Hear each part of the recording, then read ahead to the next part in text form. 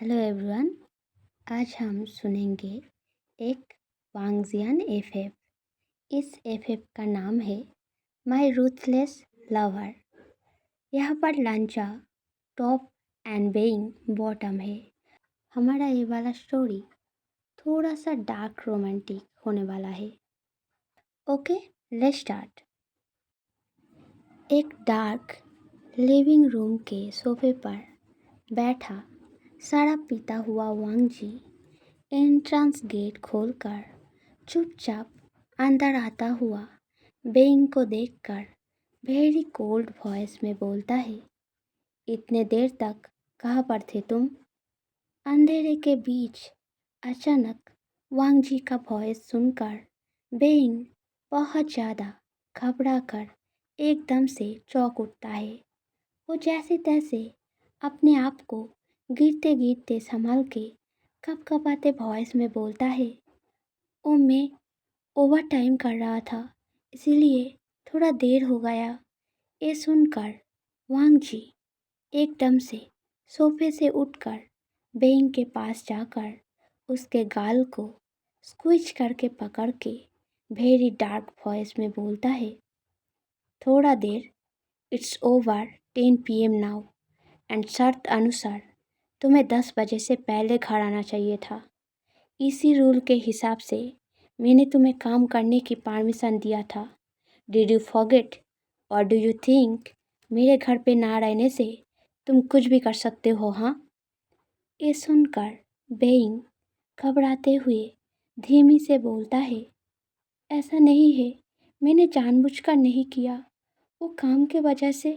Being कपकपाते voice में बस इतना ही बोला था कि तभी वांगजी एकदम से बेइंग के लिप पर बहुत ही स्ट्रांगली किस करना स्टार्ट कर देता है। बेइंग घबराहट भरी कांपते हाथों से वांगजी को रोकने की बहुत कोशिश करता है, पर वांगजी नहीं रुकता। पूरे 5 मिनट बाद बेइंग को कम्प्लीटली सफोकेटेड करके उसका सांसें पूरी तरीके से ख़त्म होने के थोड़े टाइम पहले ही वांगजी किस को ब्रोक करके बेइंग के कम्प्लीटली ब्लड रेड हो चुका लिप्स को थंब से रब करते हुए वेरी डीप वॉइस में बोलता है, रॉन्ग इज़ रॉन्ग, गलती करने पर सज़ा तो भुगतना पड़ेगा ही। ऐसा बोलकर ही वांगजी फिर से बेइंग के लिप पर किस करने जाता है। तभी बेइंग जैसे तैसे वांगजी के स्ट्रॉन्ग हाथों को अपने बॉडी से हटा के जल्दी से वहाँ से भागने जाता है। बेइंग ज़्यादा दूर जाता उससे पहले ही वांगजी उसे पकड़ के एक वॉल पे पिन करके पीछे से उसके नेक साइड पर रफली सकिंग एंड बाइटिंग करना स्टार्ट कर देता है। इन चीज़ों से होते दर्द के वजह से बेइंग लगातार छटपटाते हुए रोते रोते पेनफुली ग्रोन किए जा रहा था। तभी किस करते हुए जब वांगजी बेइंग के शर्ट के बटनों को खोलने जाता है, तब बेइंग एकदम से क्राइंग वॉइस में वांगजी के नाम को पुकार के चीख उठता है। इसको सुनकर वांगजी एकदम से रुक जाता है। बेइंग के कांपते हुए बॉडी एंड पूरे मेसी हालात को देखकर वांगजी थोड़ा सा नरम होता, तभी उसे कोई चीज़ याद आता है एंड वो एकदम से और भी ज़्यादा फायस हो जाता है। वो बेइंग के कानों में वेरी सीरियस मोकिंग वॉइस में बोलता है, are you feeling scared of me? जो ऐसे काँप रहे हो, वैसे अच्छा ही है। Just remember this fearful experience and don't repeat the mistake again.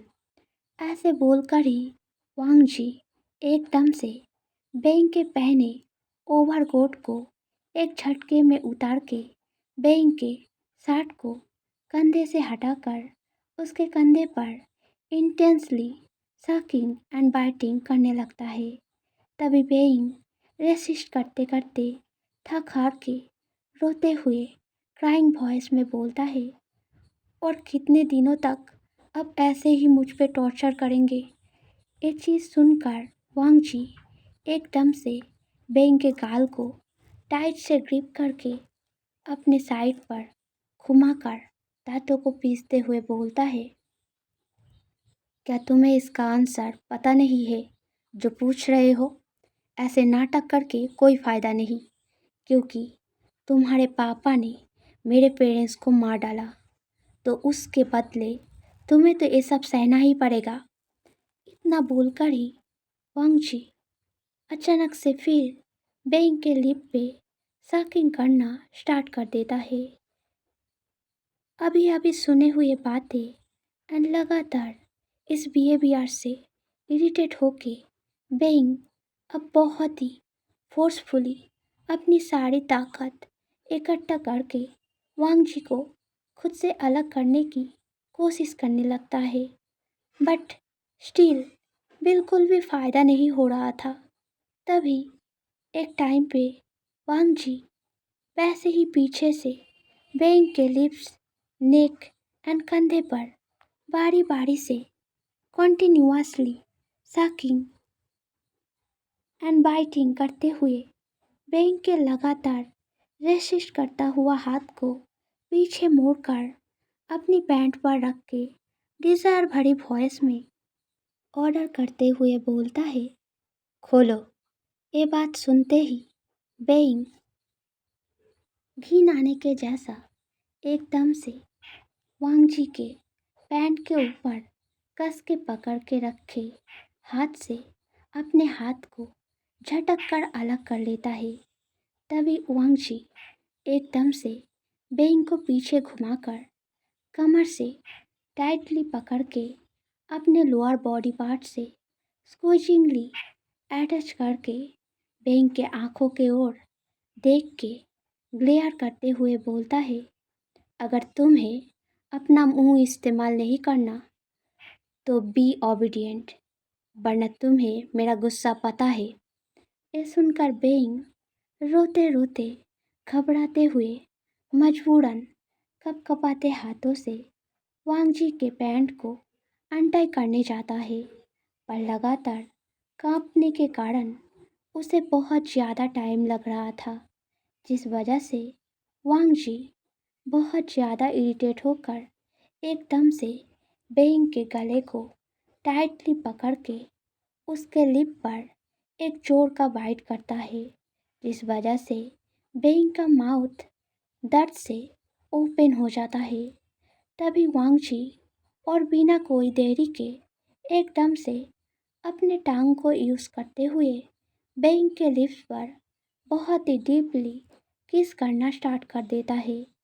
वांग जी वैसे ही किस करते करते छटपटाता हुआ बेइंग को धीरे धीरे सोफा टेबल के तरफ ले जाता है। फिर बेइंग को टेबल पर लेटा के अपने शर्ट के बटनों को लूज करके एकदम से उसके ऊपर आकर फिर से उसे किस करने जाता है, पर उसका नज़र बेइंग के भेड़ स्कियार्ड पानी से भरी आंखों की तरफ पड़ते ही वो अचानक से एकदम स्टैचू बन जाते हैं। उनके हाथ में एक ब्लेम से भरी गिल्टीनेस बार बार क्लिंच होते हुए उनके हार्ट को दर्द पहुंचाने लगता है। वो एकदम से बेंग के आंखों से अपना नजरें हटाकर जल्दी से बेंग के ऊपर से उठकर पीछे मुड़ जाता है। तभी बेंग रोते रोते जल्दी से उठ बैठकर अपने शर्ट के बटनों को जल्दी से कांपते हुए हाथों से बंद करके जल्दी जल्दी वहाँ से जाने के लिए उठ खड़ा होता है। वो एक पाँव भी आगे बढ़ा था कि तभी उसका कांपता हुआ पैर उसे बैलेंस गंवाकर फ्लोर पर बिठा देता है। अपनी हालत को देखकर अपनी लाचारी से बहुत ह्यूमिलिएटेड फील करके पीछे मुड़कर सामने खड़ा वांग जी के तरफ देखते हुए बेइंग सैडनेस से भरी वॉइस में बोलता है, 10 साल अपने 10 साल से मुझको ऐसे ही जबरदस्ती आपके साथ जोड़ के रखा है। बेइंग और कुछ बोलता उससे पहले ही पीछे मुड़कर खड़ा वांगची वेरी कोल्ड गुस्से भरे वॉइस में बोलता है, मेरे मॉम डैड का लाइफ क्या तुम्हें लगता है 10 साल इनफ है? ये सुनकर बेइंग बहुत ज़्यादा गिल्टी फील करते हुए जैसे तैसे फ्लोर से उठ खड़ा होकर कपकपाते पैरों से एक एक पाँव आगे बढ़कर वांग जी के पीछे जाकर खड़े होके धीरे धीरे हिचकिचाते हुए अपने दोनों हाथों को आगे बढ़ाकर वांग जी को हक करने जाता है। पर तभी वांग जी एकदम से बेइंग के हाथों को टाइटली क्लींच करके पकड़ के हाथों को झटक कर फेंक देता है, जिससे बेइंग सीधे फ्लोर पर जाकर गिरता है। वांग जी पीछे न मुड़ के ही वेरी स्ट्रिक्ट वॉइस में बोलता है, अपने इस गंदे हाथों से मुझे दोबारा मत छूना। ऐसा बोलकर वांग जी वहाँ से चला जाता है एंड फ्लोर पर बैठा बोइंग अपने अपमान एंड मन में होता पेन को बर्दाश्त करते हुए बहुत ज़ोर ज़ोर से रोने लगता है।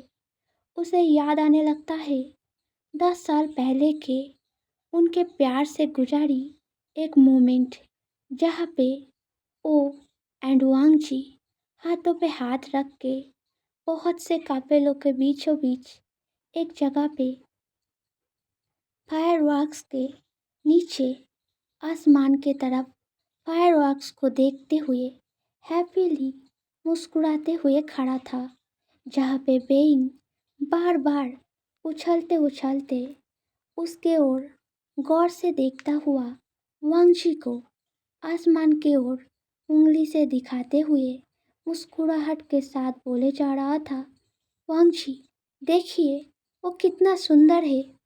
जिसको सुनकर वांगजी बेइंग के फेस के ओर ही देखते हुए मस्मराइजिंगली मुस्कुरा के बेइंग से पूछता है, क्या तुम खुश हो? ये सुनकर बेइंग बहुत खिलखिलाते हुए मुस्कुरा के हाँ में सिर हिलाकर बोलता है, हाँ मैं बहुत खुश हूँ। इतना बोलकर ही बेइंग एकदम से वांगजी को हक करके चीखते हुए शर्म से भरी वॉइस में बोलता है, वांगजी सभी नए साल मैं आपके साथ बिताना चाहता हूँ। ये सुनकर वांगजी बेइंग को बहुत टाइट से हक करके चीख कर प्रॉमिसिंग वॉइस में बोलता है, बेइंग आई प्रॉमिस यू हम दोनों कभी जुदा नहीं होंगे। ये बात सुनकर बेइंग बहुत ज़्यादा खुश होकर एकदम से वांग जी के चीख पर एक क्विक किस करके वांग जी को छोड़ के साय फील करते हुए थोड़ा सा दूर जाकर खड़ा हो जाता है। इस चीज़ को देखकर वांग जी एक स्मिंग करके बेइंग को एकदम से अपने पास खींचकर उसके लिप पर इंटेंसली किस करना स्टार्ट कर देता है। वांग जी किस को ज़्यादा गहरा करता उससे पहले ही वांग जी एंड बेइंग दोनों के फ़ोन पे ही कोई कॉल करता है। कॉल का रिंग लगातार बिना रुके बजे जा रहा था, जिस वजह से वांग जी मजबूरन किस को ब्रोक करके बेइंग के लिप्स को थंब से जेंटली रब करके प्यार भरी वॉइस में बोलता है, पहले बात कर लेते हैं, शायद कोई इम्पोर्टेंट कॉल होगा, उसके बाद तुम्हारे फेवरेट रेस्टोरेंट चलेंगे, ओके?